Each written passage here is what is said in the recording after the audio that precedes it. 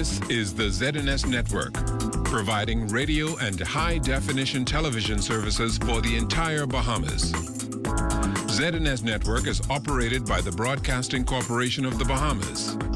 It is located at Harcourt Rusty Bethel Drive, Centerville, Nassau.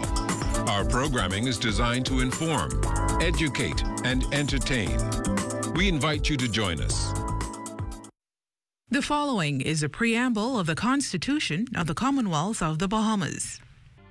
Whereas 481 years ago, the rediscovery of this family of islands, rocks and keys, heralded the rebirth of the New World. And whereas the people of this family of islands, recognizing that the preservation of their freedom will be guaranteed by a national commitment to self-discipline, industry, loyalty, unity, and an abiding respect for Christian values and the rule of law. Now, know we therefore, we the inheritors of and successors to this family of islands, recognizing the supremacy of God and believing in the fundamental rights and freedoms of the individual, do hereby proclaim in solemn praise the establishment of a free and democratic sovereign nation, founded on spiritual values, and in which no man, woman, or child shall ever be slave or bondsman to anyone or their labor exploited, or their lives frustrated by deprivation, and do hereby provide by these articles for the indivisible unity and creation under God of the Commonwealth of the Bahamas. It's Tuesday, June 14th, 2022, and the morning edition is live. On today's show, fire experts giving tips on what homeowners can do when the fire alarm goes off. An international author tracing the footsteps of James Bond's movies here in the Bahamas. And find out ways to dive, skin, and prepare a popular Bahamian delicacy. So let's start the morning off right.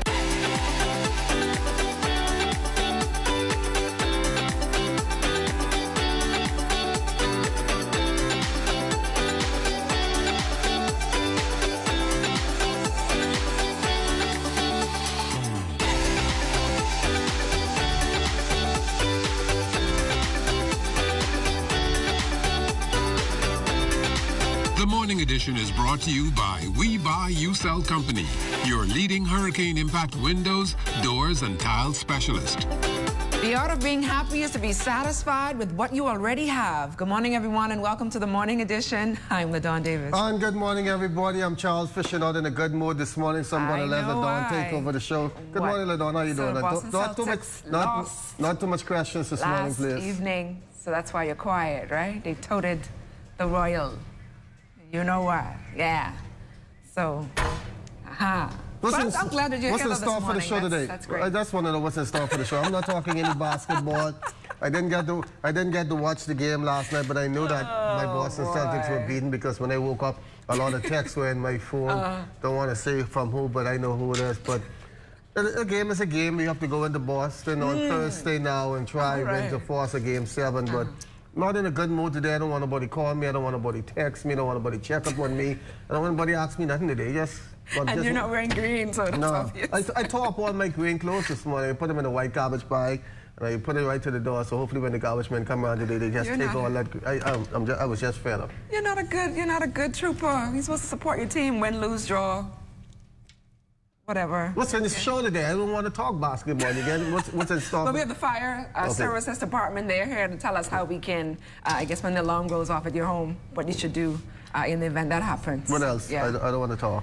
You don't want to talk? Come on, Fisher. Let's now take it out to the streets where our Crystal Darling is standing by with our morning traffic with Corporal Kevin. I hope you're having a better morning than me. Good morning, LaDawn and Fisher, and good morning, Bahamas. We're here on Blue Hill and Soldier Road, and traffic is starting to pick up right now around the 7 o'clock hour. And I'm here with Officer Patrick Kemp this morning. Good morning, Officer Kemp. Good morning, Crystal, and good morning, Bahamas. So, Officer Kemp, we know that this is a very busy intersection that we're at today, and, you know, accidents tend to happen. So could you talk to us what some of the reasons or causes are of these accidents when you usually come on scene? right, so we're in the area of Blue Hill Road and Soldier Road, right? And this area here at this junction, there are basically three main reasons why accidents would normally take place here. So if you're traveling south on Blue Hill Road and you're traveling south on Blue Hill Road, just when you get in the area of Soldier Road, persons tend to do one of three things. One, they always run the red light. That's the cause for an accident happening at this junction. Two, they tend to make a U-turn to go back north on Blue Hill Road. Three, they tend to make a right turn to the corner that's opposite Soldier Road. And that causes an accident at this junction. So I want to make the drivers aware that, please, especially if you're traveling south, know that that light, when you're making that right turn or U-turn, the light is still green for persons who are traveling north. And a lot of persons are not aware of that, and they make those turns. Collision happens all the time at this particular junction. Okay, and we know that in this area too, we have many street signs, many traffic lights, lots of indicators to caution people to make sure they're careful when they're driving, including this junction box. Now, this junction box is a bit worn out, and so does it still apply? Does the law still apply if someone says, well, you know, the box is kind of faded, I wasn't sure if it was still active? Well, actually, it was a problem before the junction box was placed at various intersections, and even though it's faded, it still applies now. You should not block up any intersection, to be honest with you, and it is an offense, and a lot of persons tend to do it in the heavy morning traffic, and in the evening they tend to just cross over. Even if the traffic is at a stop ahead of them, they still want to force their way through, and that's wrong. You shouldn't do that. The junction box is there to cause a safe distance within that area, to keep it clear, so if the light does changes, you can have a continuous flow of traffic. We've also observed this morning, Officer Kemp, as we can see right now, that there are some people using two lanes or making two lanes right to the right of us at this corner. Could you talk about the importance of staying all the way to one side of the road? Okay, so yesterday we were fortunate, I along with Chief Superintendent David Lockhart, where we had an opportunity to go in immediate response and share a lot of concerns and answer a lot of questions that persons may have in reference to traffic infractions. And it was a very interesting show on yesterday, and I was certainly grateful to be there. And one of the things that we talk about is the various offenses in different areas, and there's a lot of them.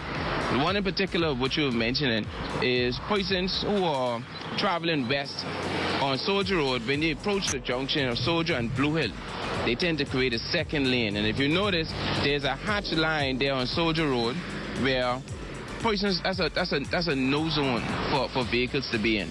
In fact, we were able to get some footage just by being here early this morning of a truck that was carrying a gas tank that was not able to make a proper turn on the Soldier Road because vehicles were in that hatch line. So I want to say to the drivers, please, when you approach the junction of Blue Hill and Soldier Road, you notice that hatch line, please do not create a second lane.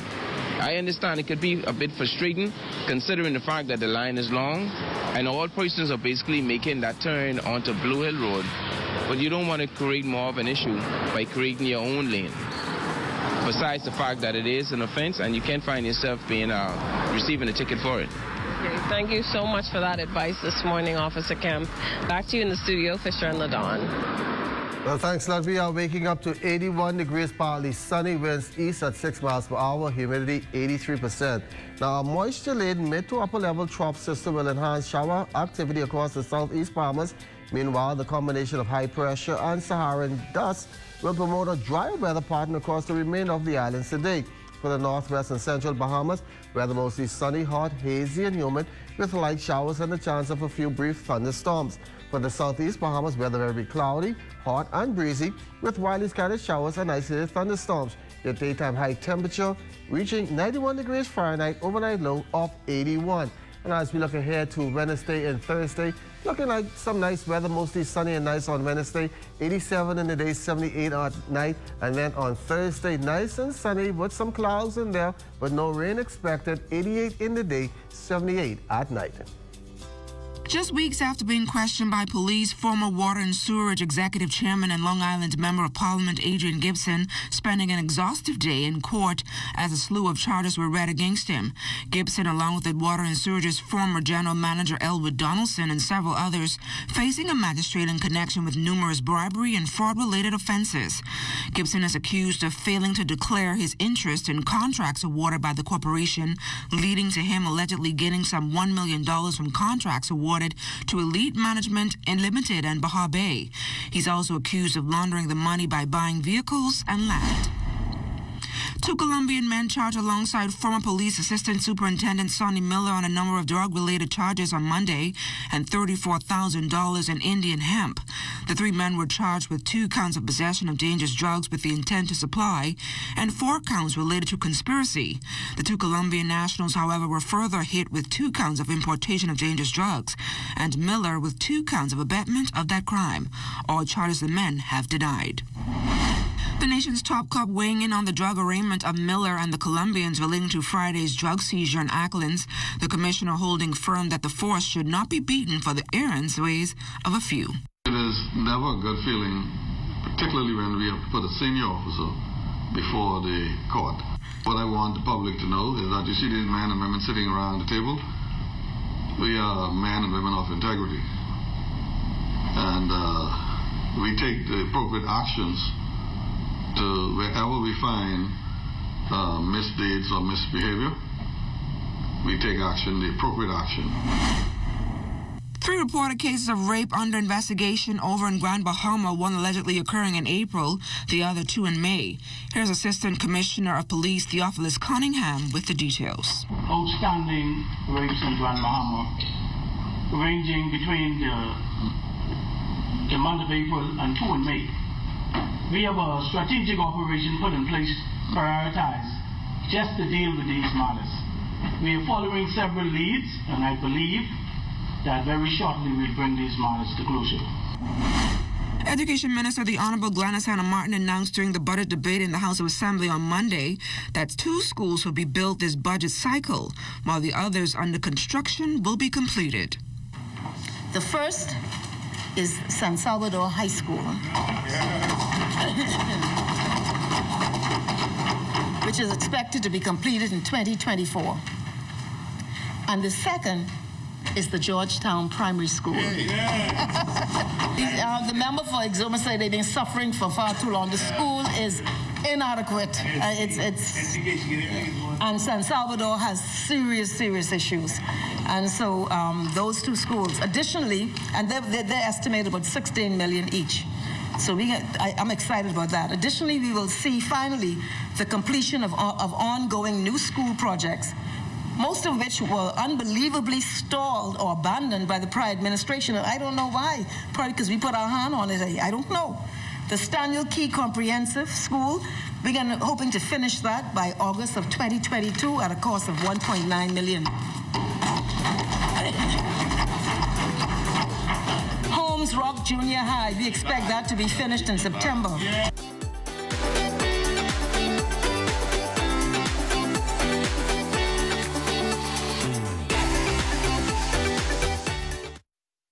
What do you want from a cloud solution?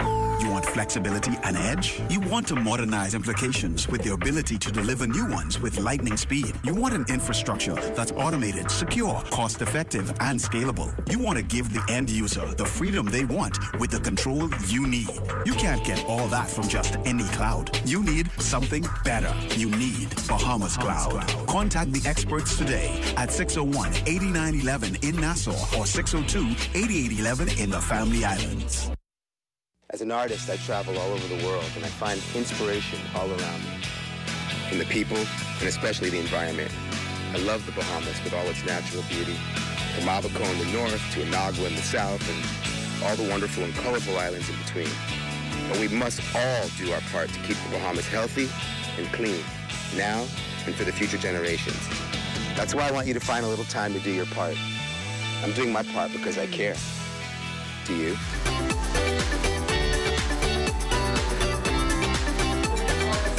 This morning on the Morning Edition, we're joined by Inspector Alexander Kemp and Women Police Corporal 4133 Keisha Smith.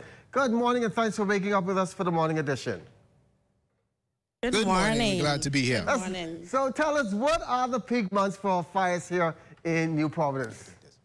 Well, the peak months for fires in the country is generally January to May. That's our driest season of the year because, you know, from June, hurricane season starts, wet season, and that's how it goes.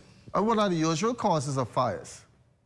Fires can range from various things, people, carelessness, people clearing property, and just from the natural heat.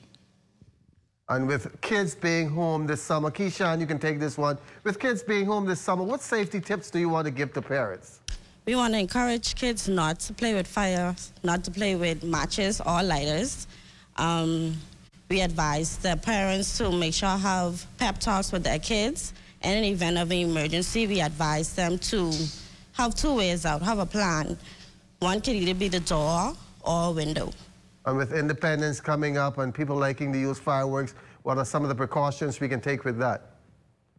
Some of the precautions are, we advise persons to, if you are lighting fireworks, to light them outdoors, and that's basically it. And with propane barbecue grills, everybody just wanting to do stuff like that. Inspector Kemp, what are some of the advice you give when you're doing barbecues? Not even on the outdoors, but on the beach and public areas. Well, first, let's ensure that the food tastes good. But just general fire safety tips, if you need to, depending on the fuel that you're going to use, if it's going to be coal or propane, try to keep a safety device close, a small extinguisher if need be, and generally keep it out in the open and away from anything that can ignite. And once again, how can we protect our homes from fires? What are some of the things we need to do? Some of the tips are you can purchase a smoke detector. It's very inexpensive, $12 to $15 the most. We also encourage persons to get at least one fire extinguisher per household. And in an event of an emergency, we require two ways out. With persons, with families, we would like to inform you guys that when in an event of an emergency, like I say, two ways out. There's two ways out. And anything, I know it's not Fire Safety Month, and that's when persons normally take extra precaution. Any other advice you want to give the homeowners and business owners as we get ready for what should be a very busy season? Fire season? Yes. Okay. Well, basically, like I said, we require every household to have at least one fire extinguisher. Also, in reference to using laptops and cell phones, you can charge them like on desktops, not on the bed, because the vents to the bottom, they create heat. And when you have phones and laptops on beds, they build up heat and cause fires.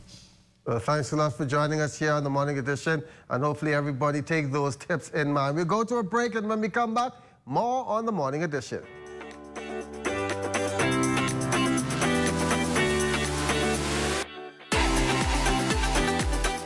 Nature-based tourism supplies almost $50 million in revenue for Androsians every year.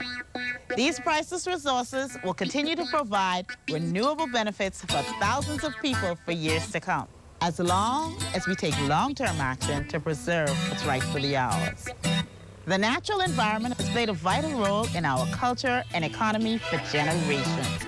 Let's take care of nature, and nature will take care of us. There's a spark of greatness in each of us. That spark is called personality. Individual gifts and talents provide the fuel to set that spark ablaze. Each child has the right to an education which values their personality and nurtures their talents, while teaching them to be respectful to their parents and their cultures.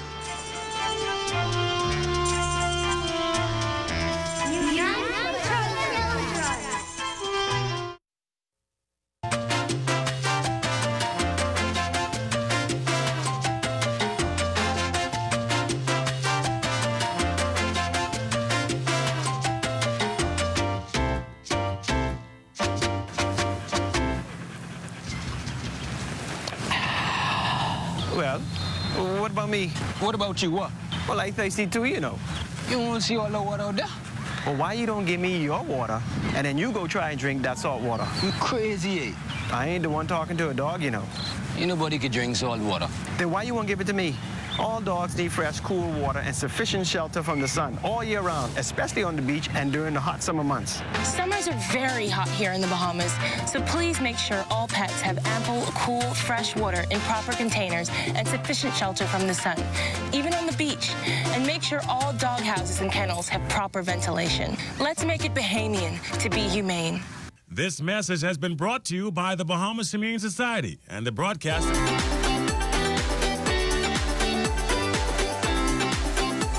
It's a clarion call to remain true to all things Bahamian. Lloyd Allen speaks with an entrepreneur fresh on the scene but committed to the vision of creating an authentically Bahamian experience.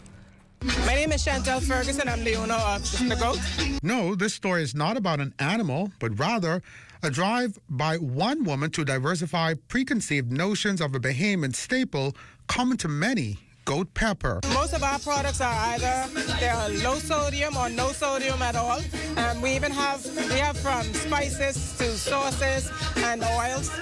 We even have a little bit of goat pepper treats. Ferguson says growing up, goat pepper was always a staple in her home, and she simply wanted to show Bahamians and others its many uses. My mother was a pepper freak, so she ate a lot of pepper, so I had no choice but to like it.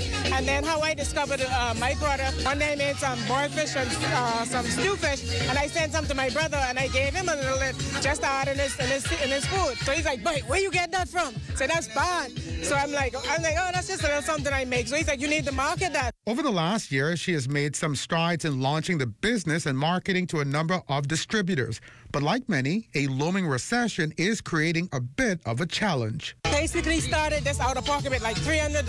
I haven't had any support in terms of banking. It's kind of hard. With last year, I was paying $80 a bag for pepper. This year, pepper prices are like $150 and more. This budding entrepreneur remains unchanged by external forces and simply wants to remain a creative contributor to her business like many, authentically Bahamian. I enjoy the creativity of it. That's why even when people say, well, you need to grow your own peppers, I'm like, no, I don't have time for that. I just want to stay in the creative aspect of just producing and, putting out the best quality product that I possibly can. We take a look back at today in Bahamian history. On June 14th, 1909, electric lights were turned on for the first time in the main streets of New Providence. Also on this day in 1963, the Shirley Street Theater officially opened its doors.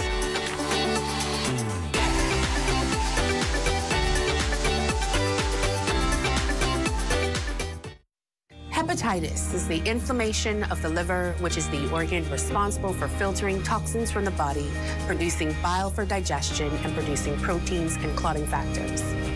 The most important cause of hepatitis worldwide is viruses, of which there are 5 main types: A, B, C, D, and E. Hepatitis B and C are major health challenges globally, affecting over 300 million persons worldwide. The suspicion of hepatitis may be a challenge, as there are typically no symptoms. However, if infected, non-specific symptoms may include decreased appetite, nausea, vague abdominal discomfort, jaundice or yellow eyes, and abnormal liver function tests. If not treated, hepatitis of any type can lead to cirrhosis and liver cancer, which leads to over 1 million deaths worldwide. If you suspect you may have been exposed to the virus that causes hepatitis, talk to your doctor today and get tested. This public service announcement is brought to you by the Public Hospitals Authority in conjunction with the Medical Association of the Bahamas and the Broadcasting Corporation of the Bahamas. Influenza, or the flu as it is commonly called, is a viral illness that usually occurs between the months October to March. The virus is transmitted from person to person through coughing, sneezing, or talking. Symptoms include fever, cough, headache, runny nose, generalized body aches, and fatigue. There is no specific treatment for the flu, and the symptoms usually dissipate after 3 to 7 days. Because it is caused by a virus, antibiotics are not used to treat the flu. Persons are encouraged to rest and drink lots of fluids. Panadol is recommended for fever and body aches associated with the flu. However, aspirin should be avoided due to the risk of bleeding. To decrease the spread of flu, persons are encouraged to get their flu shot annually and practice good cough hygiene. Additional information can be provided by your community clinic or the Health Education Division at the Ministry of Health. This message is brought to you by the Ministry of Health in partnership with the Public Hospitals Authority. A young artist on Cat Island making his mark on the art scene. Jiminy the Swain gives us the details. I wanted to show more of my creative side with my art. I just wanted more people to be familiarized with my art. Anderson Williams of Port Howe, Cat Island, made his first showing at the recent Rake and Scrape Festival on the island. He admits that he has always had a love for art from childhood. As for how he would describe his art style, as you can see, they're all island sceneries. I have a few like African sceneries there, so if they feel like they want to come and take a piece of Cat Island with them, they can do so. And you have a studio, or you work from home, or? I work from home.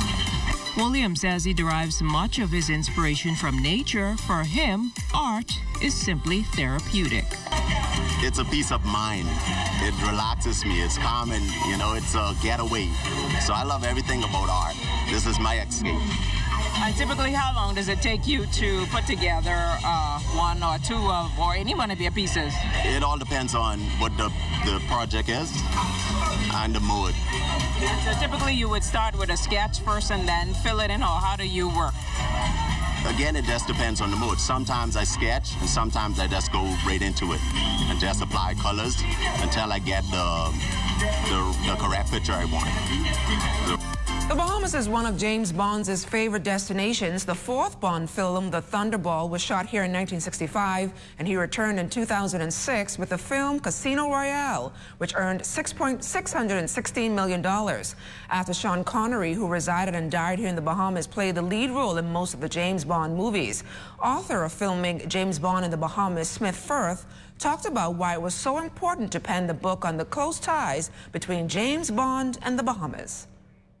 It's a book that looks at all of the locations and the connections between James Bond and the Bahamas.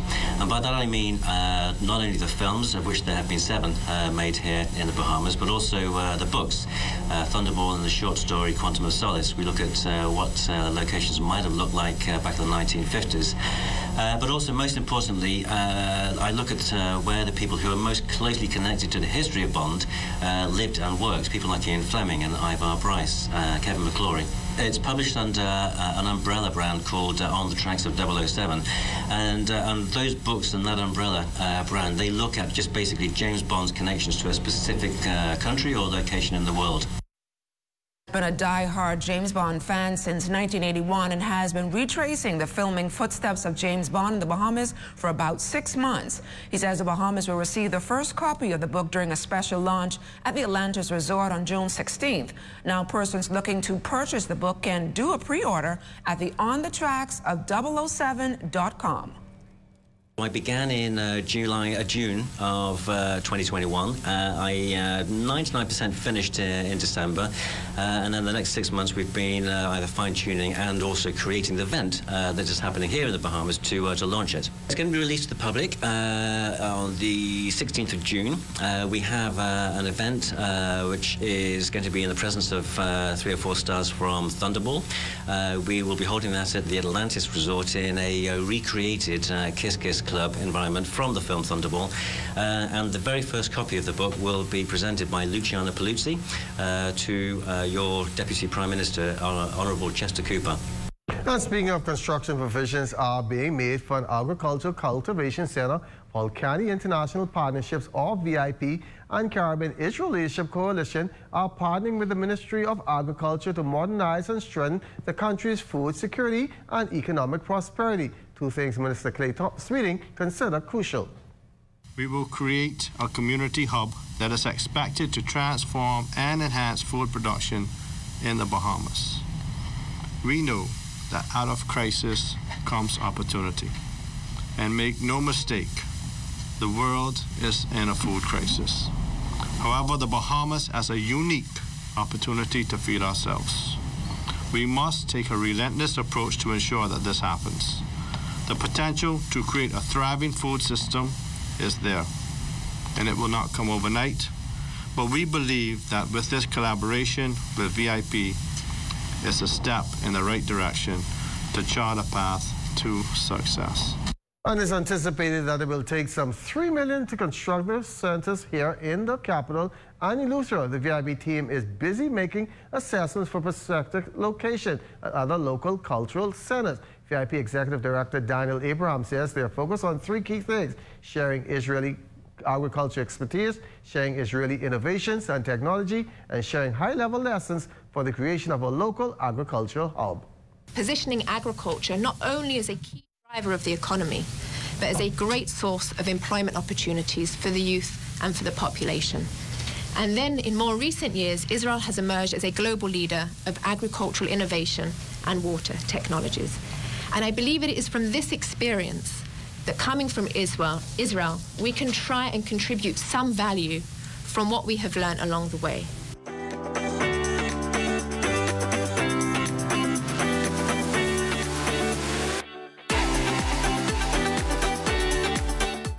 As an artist, I travel all over the world, and I find inspiration all around me.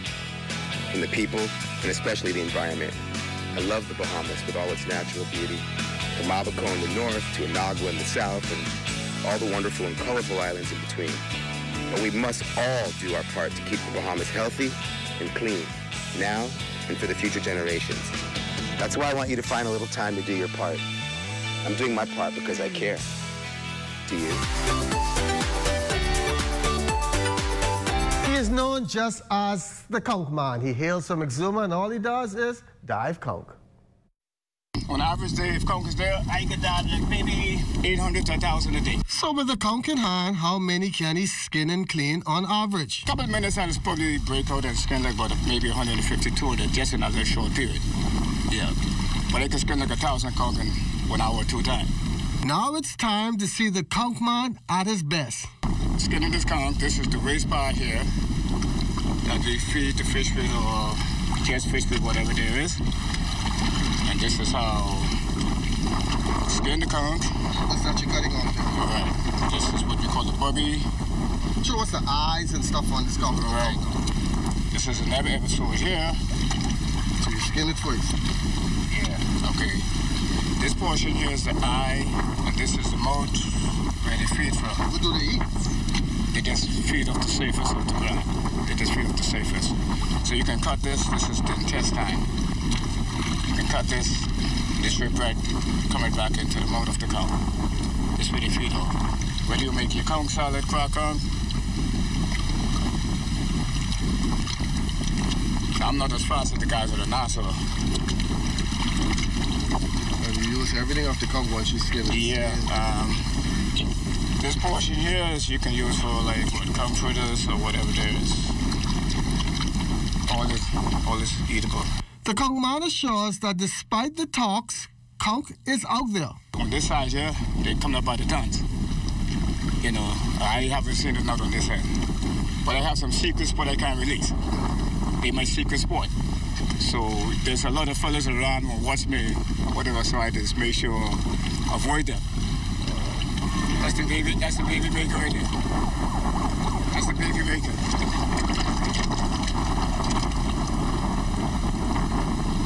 Fresh.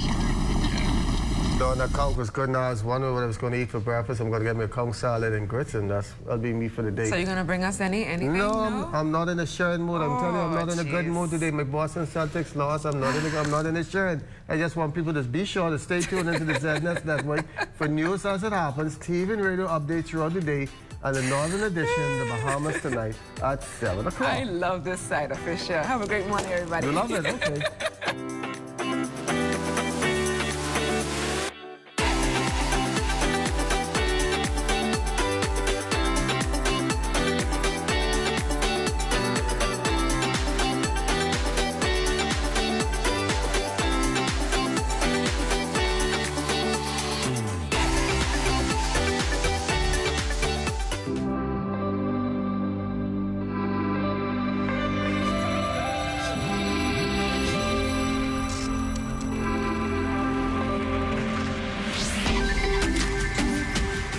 You're watching the ZNS Network, the People's Station.